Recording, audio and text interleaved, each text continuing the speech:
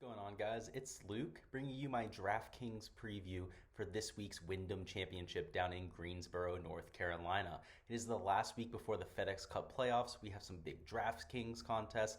We have one and dones coming down to the very end, as well as a big tournament and a lot on the line for a lot of the PGA Tour players this week. We have guys looking to bolster their spot in the FedEx Cup playoffs, people just trying to keep their tour card, or people trying to even get into the 125 to 150 range where they're going to get spot exemptions for next year.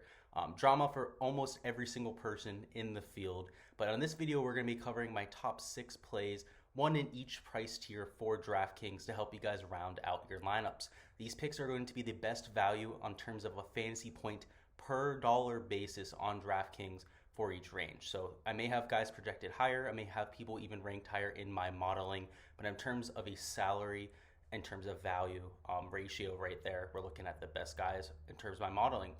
On top of that, we also have my Patreon page, which I launched a few months ago for my PGA Tour projections. So if you're looking for direct access to any of the data that I use on this channel, you can check out my Patreon page where it's just $1. You get access to projections for all players in every single PGA Tour field, all 152 guys teeing it up this week. I have them projected on there. So make sure to check that out. You also get ownership projections, you get my model rankings, you also get some game theory notes. Also get access to a Discord where you can ask me or any of the community any questions that you guys have. So it's a great value. It's a great opportunity for you guys. The link is in the description for that. Without further ado, though, let's hop into the top 6 DraftKings picks for the Wyndham Championship. As we hop into our top plays here, first of all, I'll remind you guys that I have my full course breakdown available on the channel. Link will be in the description. There I go over Sedgefield Country Club, the course for this week. I go over some of the key metrics for success at the golf course, as well as the type of golfers that I'm looking for. Just to give you guys a rundown, if you haven't seen that video yet, this is much more of a plotter's golf course, very short for a PGA Tour stop. As a result, you're looking for guys that do it with their precision, not necessarily their length, but you're also looking for guys that can really fill it up on the scorecard. The winner's going to be around 22, 21 under par. So you need people that can putt, people that have high birdie or better percentages, and those are exactly the kind of guys I'm targeting this week. At number 1, though, for our spend up option this week, we have Jason Kokrak. He comes in an even $10,000. I don't mind spending the whole way up to Louis Oosthuizen. He's somebody who will be featured in a lot of my lineups this week. But in terms of a point per dollar basis, in terms of value, Jason Kokrak is the best in terms of the spend up tier. He comes in ranked number 13 out of 153 golfers in this field in my model rankings. And while bombers don't typically win the Wyndham Championship, he has all the peripheral skills necessary to get the job done, even at a course like this. Harris English showed us exactly what a bomber can do at a course like this. Harris English is very long off the tee, but last week at TPC Southwinds, he used a 3-wood on almost every tee shot. Sometimes he even took iron out. His strategy was just to keep the ball in play. The conditions were very easy in Memphis. They were very soft greens as well. So it was much more of a big deal to hit fairways than it was to actually bomb it down the fairway. Obviously, Bryson saw some success last week. He was one of our core picks last week. I wasn't surprised to see that. But Harris English showed that there's another way to get it done at a course that requires precision. He hit over 80% of his fairways en route to that top 5. And while TPC Southwind and Sedgefield Country Club give you a little bit of a different look off the tee, at Southwind you have a lot of water. That's why you have to be precise off the tee. At Sedgefield, it's a little bit more of creating angles, making sure you hit it to the right side of a dog leg. But in either instance, making sure that you hit fairways is important. So perhaps Jason Kokrak's going to get some motivation, some inspiration from Harris English's performance. And if we take a look at how Kokrak's been playing of late, over his last 36 rounds, he's averaging 0.64 shots gained off the tee over that stretch. He's also gaining that same number, 0.64 shots gained on approach. So both of those numbers are top 10 in the field. Excellent ball striking numbers right there. He's also gaining 0.47 shots gained putting per round, which is top 15 in the field as well. So not only is he absolutely striping the golf ball, he's been filling it up on the greens. And as of right now, he's hitting over just 60% of his fairways. That's not ideal. That's right around tour average. But considering he has all that length and he's going to be able to hit 3-woods, he's going to hit a lot more than his typical 60% of fairways. I see him hitting closer to 70, maybe even 75% of his fairways this week. He's somebody who's great with his irons. He's going to set himself up for plenty of birdie or better opportunities. And he's been great with the flat stick this year. So at $10,000, you're going to get some ownership relief as well. Anytime you have a guy like Kokrak who reaches that $10,000 range for the first time, people just don't want to play him. If he was priced $9,900, like my next pick here, he would be owned 20, even 30% this week. Instead, he's going to come in right around 12, maybe even 15% owned. But even at that range, I'm going well over the board on Kokrak this week. So like I mentioned before, priced just below Jason Kokrak this week at $9,900, we have Brian Harman, who is a little bit more of a stereotypical play for the Wyndham Championship, and he really checks all the boxes I'm looking for at Greensboro, North Carolina. So he comes in number 8 out of 153 in terms of my model rankings this week. That is an excellent number. It's a good value at $9,900 as well. And he's more precise off the tee than somebody like Kokrak. If we take a look at his driving numbers, he hits over 70% of his fairways on the year, and that's really the recipe for success at Sedgefield Country Club. On top of having the accuracy off the tee, he's also somebody who's excellent with his wedge game. He's somebody who ranks top 25 in the entire world from the 125 to 150 range, and they're going to have a lot more shots on that range this week than they typically do. And over his last 36 rounds, Harman's also coming in with very good form. He's getting a solid 1.12 shots gained per round in terms of his shots gained total, and that includes 0.63 shots gained putting per round as well. And on top of that recent success with the flat stick, he's also been better on Bermuda for his career. He gains an additional 0.17 shots gained putting per round on the Bermuda grass surface, so I expect a big week on the greens for Brian Harman.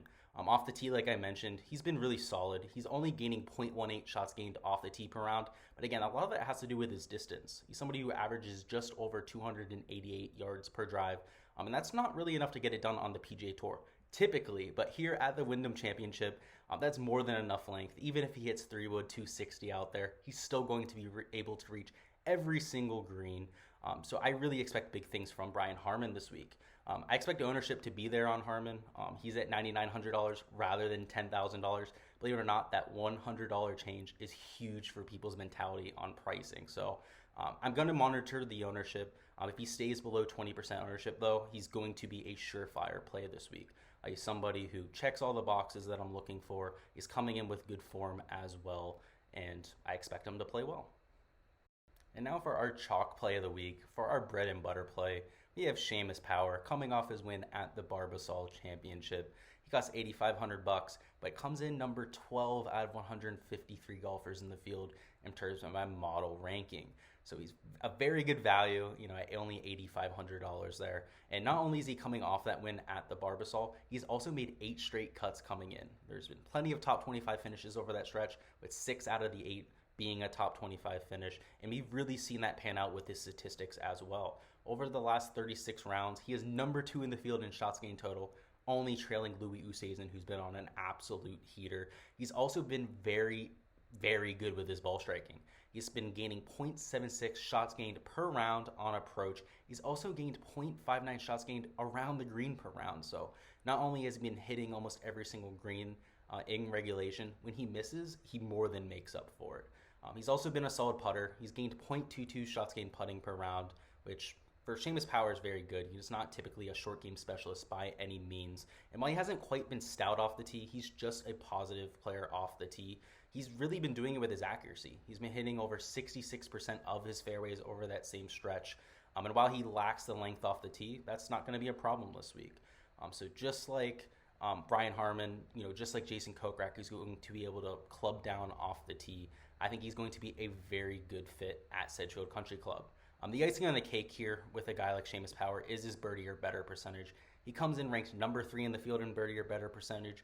So not only is the guy a good skill set fit, not only is he a prominent birdie maker, he's also somebody who comes in with great form. So he checks all the boxes just like Brian Harman, and I expect him to be an absolute staple of my lineups this week for my bread and butter play. And for our value play, we get one of the most solid options we've had in quite some time in Talor Gooch. He not only has a very solid floor, but he has real upside at Sedgefield Country Club. He comes in priced at $7,700, the number 14 ranked golfer in my model for this week, and he's somebody who benefits from the lack of length as well. Aside from off the tee, he's been absolutely rock solid over his last 36 rounds with gains of 0.82 shots gained approach over that stretch. He's also been gaining 0.34 shots gained around the green over that stretch as well. So he's been setting himself up for plenty of opportunities. He's also been a positive putter over that stretch, and he ranks top 25 in birdie or better percentage as well. So all the boxes there checked. We saw him compete earlier this year at TPC Sawgrass and the Players Championship, which is a course that also demands accuracy off the tee. You also have to set up your angles properly. You can get blocked out by trees.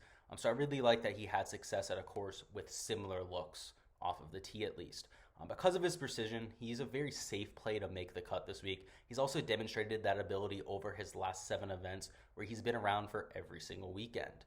He's a top-notch cash play for the Wyndham Championship. I also think he has decent upside as a GPP play, given that he fits the course very well, is coming in with good form, and I don't expect him to be a chalk play. So it never feels great spending on somebody like Talor Gooch, who doesn't have a win to his record, but perhaps that changes this week at Sedgefield Country Club. Our diamond in the rough this week has certainly been rough of late. He's somebody who's getting up there in age as well, but Matt Kuchar comes into Sedgefield Country Club as a great course fit, in my opinion. He's priced at $6,800. My models absolutely love him this week. He's the number 17 ranked golfer in the entire field per my modeling. And just like Talor Gooch, he's going to benefit mightily from that lack of length and distance this week. Aside from his off-the-tee game, where he hits over 62% of fairways, that's a very solid number. He gains significantly across the board. What's crazy is that he still boasts these numbers despite only making 3 cuts over his last 36 rounds. His best finish was a 17th place finish as well, so nothing crazy there. So it's surprising to see that he's been as good as he has been. He's certainly going to be under-owned this week. I expect many people to avoid that missed cut streak as well. But all he really has to do is go out and gain slightly with his irons this week. If he can improve slightly on the 0.22 shots gained approach number that he's boasted over that stretch, I expect him to put himself in a lot of birdie opportunities this week. He's been gaining 0.26 shots gained around the green, 0.19 shots gained putting over that stretch, just showing how consistent he really has been. So despite the lack of results, despite not seeing him play very well of late, the advanced metrics are very beneficial. They paint a very good picture for Matt Kuchar, and I expect him to return to form at the Wyndham Championship. And for my flyer play, we also get somebody I'm pretty confident about this week in Denny McCarthy, only priced at $6,400, but very solid in terms of his model rank at number 22 out of 153 golfers. So we get a very good value down the board with McCarthy. He should easily be priced in that $7K range, and he really should be garnering ownership as well. Instead, we get him at that low price and essentially being completely ignored. So just like Talor Gooch, McCarthy flashed plenty of potential at the Players Championship at TPC Sawgrass, went really low on day 2, and he's somewhat of a putting specialist, so not exactly what I'm looking for at the Wyndham Championship. He's gaining 0.47 shots gained approach per round over his last 36 rounds, and that's despite playing on by far his least favorite surface. A lot of the tournaments of late have been on the bent grass surface or the Poa Nua hybrid, and that is by far his worst surface. He loses an additional half a stroke per round putting on that surface, but now that he returns to Bermuda, he's coming back to where he's an absolute magical putter. He gains an additional 0.23 shots gained putting per round on the Bermuda grass surface, and if he's already been gaining half a stroke putting per round, he's going to go out and absolutely blitz the field with the putter. The only thing that really has to come around for Denny is the iron play. He's not really going to gain off the tee. He's very wild off of the tee, which I'm slightly worried about. But if he can go out and gain a shot or 2 with his irons, he is live to win this golf tournament. We've seen it happen from time to time. He pops with his irons at events. Of late, we really haven't seen that. He's been very inconsistent, losing 2 or 3 strokes on approach one round, gaining 2 or 3 strokes the next round. At the very least, he's working through something. You can see him gaining from time to time. If he can string together 2 or 3 good iron rounds, I really like his chances this week. He's a flyer play for a reason. He's in that low 6K range for a reason. He is far from a safe play, but somebody with that putting upside, somebody who loves the Bermuda grass surface, I definitely think he's somebody who's worth taking some shots on, especially in the GPP format for this week's Wyndham Championship. That's all I've got for this week's DraftKings preview, guys. Let me know in the comments who you think wins this week's Wyndham Championship for a chance to win a free month of my Patreon projections. Thank you guys for watching. As always, I really enjoy the viewership. If you guys enjoyed and want to catch more of my content in the future, make sure to subscribe to the channel. That way you guys get notified when I upload, when I post for a variety of the tournaments coming into the future. You guys could also leave a like as well. It really helps me out and supports the channel. As always, good luck with your lineups this week. Feel free to leave any questions in the comments if you guys would like. And of course, I recommend that you guys join the Patreon page. It's just $1 for the month. You get direct access to all of my projections, not just my top 6 players right here. And it's a great value. So I'll see you guys for the video tomorrow on my top value plays for the Wyndham Championship.